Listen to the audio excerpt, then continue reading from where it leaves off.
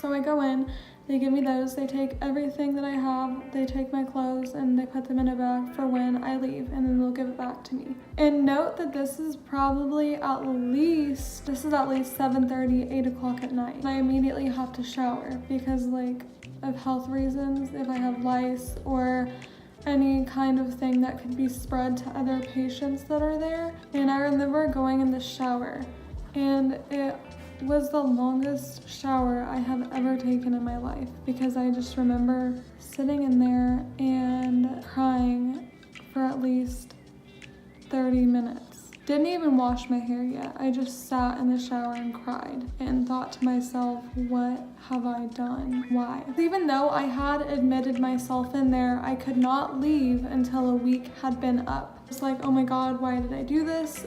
This is terrible. I want to go home. Finished my shower, I went out. People were still sitting at their tables doodling or writing, or they had little like old video games on the TV that you could play, or you could get a book or anything like that. I met this girl, and for confidentiality purposes, we're not even supposed to talk about their names or anything like that. We weren't even supposed to tell them like what school we went to, what our last name was. Like all they could know was our first name. We could not talk about anything about us on the outside world for like safety reasons. And I guess they'd had stalker problems before, like people meeting in there and like falling in love or something, and then having an issue when they get out with someone stalking them and not leaving them alone. That, and we're all in there together to grow and become better. So basically, that night, I just got to talk to this cool girl. I could probably say her first name. Her name was Jamie, and she was really cool. She was a really sweet girl, and she hated it. And I was just like, oh my God, that just makes this even more worse. I remember we would go and sit down on the couches before bed, because I think we would have to go to bed by 8:30, which was kind of lame. I actually got to bring home everything that I collected while I was in there. So I will show you guys it. And before we would go to bed, we would sit on the couches over on the side and do these breathing exercises. They were kind of lame at the time, that like it was to help us relax, be more in the now and things like that before we went to bed. I went to bed and it was really hard for me to do it, and I just remember I cried a lot that night. The bedrooms were really weird. Like you walk in, you're not allowed to close your door. I had one other girl in there and she was really cool, but I don't remember her name. Our rooms were rectangular, so like a rectangle, and one bed was in this corner and then one was up here. So they were pretty far apart, and you weren't allowed to bring anything in there at all. If you brought a book in there, you would have to go and put it back on the bookshelf. That's how serious they were about it. And if you were in the room, you had to stay on your bed. You couldn't get off your bed or even touch the other patient or go to the other patient's bed or anything. Like you couldn't do any of that, which I understand, it's a safety thing. They basically say why I went in there. Okay. So I found this paper, and it was their house rules. I'm covering the name on the top. It was the house rules for our house. Client will actively attend and participate in all scheduled activities. Client will have no physical contact with staff or other clients. Client will not participate in horseplay or throwing objects. Client will not share, borrow, or sell any items or personal information to other clients or staff. Client will not enter any other client's room. Client will have access to daily living area. Client may have one 15-minute phone call per day. Can only have food and drink in the dining area, no sharing food. Client must make bed every morning. Client must observe clear personal boundaries. Not be allowed any outside food or drink while on the unit. Sorry, my cat was sharpening her claws. Just everything, like paper or pencils are not allowed in the room. You have to ask for permission to do anything that was not assigned. Like using the restroom, you had to ask. If you wanted to get a drink of water, you'd have to ask if you could do that. If you have to go to the nurse's station, you have to ask them to do that. Just everything that is rules, basically. I don't remember what time we would have to get up, but it was really freaking early in the morning. Let me tell you, like 6 a.m., 6:30, 7 maybe. To me at the time, it was early because I've been doing online school and was not getting up early anymore. I just remember crying myself to sleep, and on and off throughout the days, at least the first 2-ish days throughout there. By the third day, it was like, okay, this is gonna be okay. I only have a few more days left here. So I felt a little bit better. A lot of it is just kind of a blur. Every day we would have like breakfast early in the morning, and then we would have to do some kind of activity. Like they had a whole schedule, group therapy or draw or free time or anything like that. But after we would eat breakfast, we would walk around the entirety of the like rectangle room that we were in for 30 minutes to get our physical activity in. But kind of irritating, if you ask me. We would do that, and then the rest is kind of a blur. The days like kind of just went through a routine, like wake up at this time, eat at this time. We would have like an hour after eating where we would have to be in our room and just sleep, read a book. That was pretty much it. Couldn't bring anything else in there.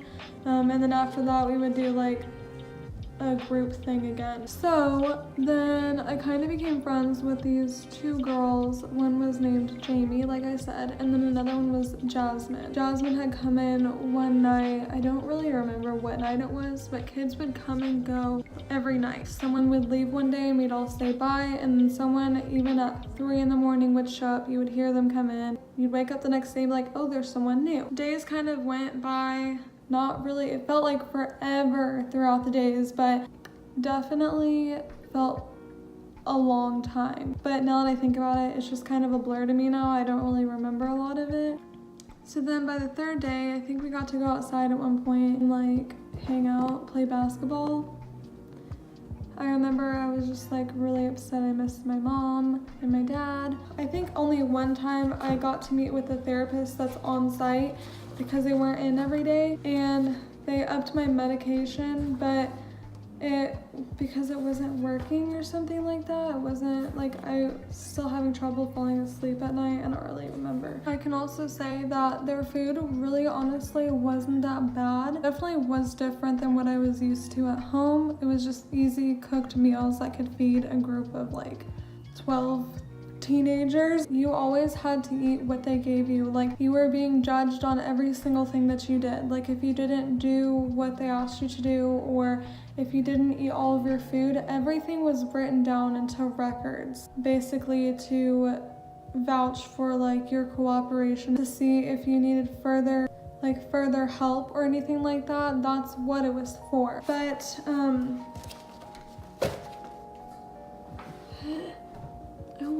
it took a couple of days for me to be able to like get a call from home, and I think I had to be there one full day before I could get a call from home. I remember I was so excited because I wanted to talk to my mom. I missed her a lot, and I wanted to talk to my dad because I missed him a lot, and I finally got to, and of course I cried.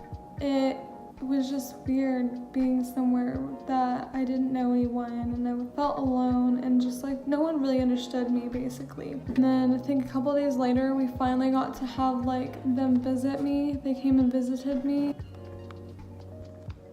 We sat in that little room in the hallway that leads to the main part of the rectangle room. Basically just talked, not really anything in particular, just kind of like how it was going outside, how it was going inside where I was. This is before I was vegan. I was like, oh my God, I really want to get Reese's peanut butter cups when I get out of here. I want some so bad. I really wanted to go to Cece's Pizza for some reason whenever I got out. So I told them, when I get out, like you guys are gonna take me and go get those things. So I'm really wanting them. These are like building activities we had to do in there. Like this was my career, like what I wanted to do. And at the time I wanted to be an interior designer, apparently. Why I wanted to do it. And then another one was my family. We had to draw a family picture, and this is me and my family whenever we went camping. I just kind of talked about it. And then we had to like reference quotes that would like help build positivity or like uplifting moods, build self-esteem through positive talk. A time I made a good decision was when I decided to stop self-harming. Just kind of a whole bunch of things that we had to do. Oh, and this one was cool. We had to make a life timeline. So this was me. This is my life timeline from when I was born all the way until I was 17. Dang, I was 17. Forgot about that. And then this was like my future that I wanted, which was really fun and cool to do. I'd never done that before. Again, I miss home so much. This week already feels like forever. The nights are so rough and feel so long. I have never woke up that much in my life. We get up at 6 a.m.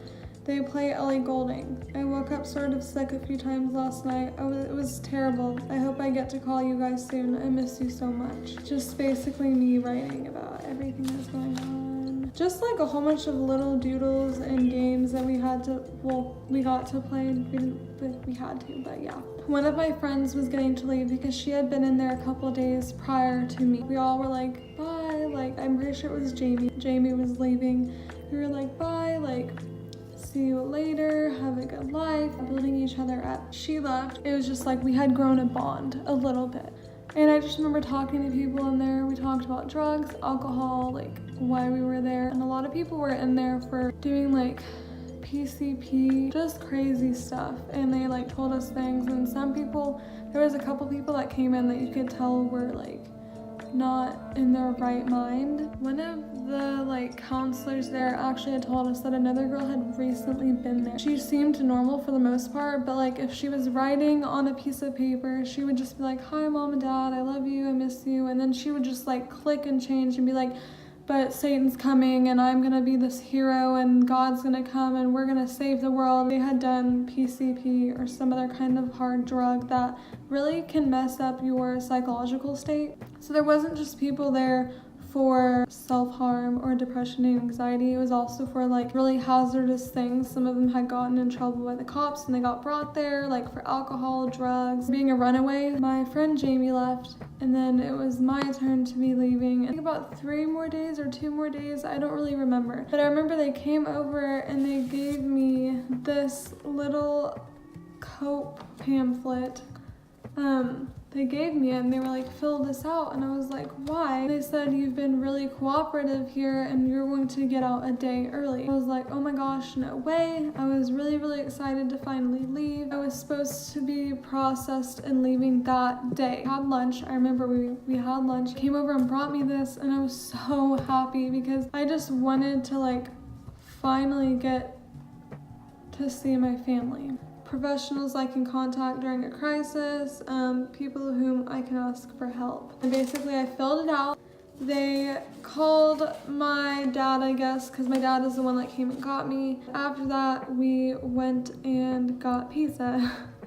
I was really happy for that. It was so weird being in there for so long because like the only time we went outside, they have fences that are literally like so tall that no one can see over them and you can't see over them. Literally no one was supposed to know we were there. The windows had like that weird frosting kind of effect over them to where no one could see inside. I couldn't even see outside, so I was really confused and kind of forgot where I was and what the outside looked like. I think I had been in there 5 or 6 days. Yeah, probably one of those two. And we basically left and I got better. I said bye to the dude that pushed me to the edge and made me very unstable in that time of my life. I just kind of moved on, and that's when I met Caleb in February. We literally had started the same week I came back to work. How crazy is that? I had just gone through all that, and then I come back to work and there's this new guy there, and now we're dating and we've been together for like 3 years and a few months. It just blows my mind how it worked like that. I really hope I covered it. I hope it was like as interesting as you guys were hoping this would be. I don't know. It's like all really a blur, honestly, because I was on medication for it. It was a very emotional time for me, and naturally our minds tend to block out emotional things for us so that we don't have to hurt like that anymore. Things were still kind of hard after it, but ultimately, like meeting Caleb, as cliche as it sounds, he really did help me. And he still continues to help me as I struggle. I'm definitely not as severely impacted by it as I used to be. So I really hope you guys enjoyed this video. I'm sorry if it really wasn't like that exciting for you guys to listen to, but I really enjoyed talking about it because no one really knows that I left my sophomore year and went to a child crisis unit. I just don't really talk about it. But after I left there, I went back to school my junior year, and yeah, here I am now. I'm better, and I hope you guys enjoyed this video. Thank you so much for watching. Yeah, you guys have a nice day. Bye.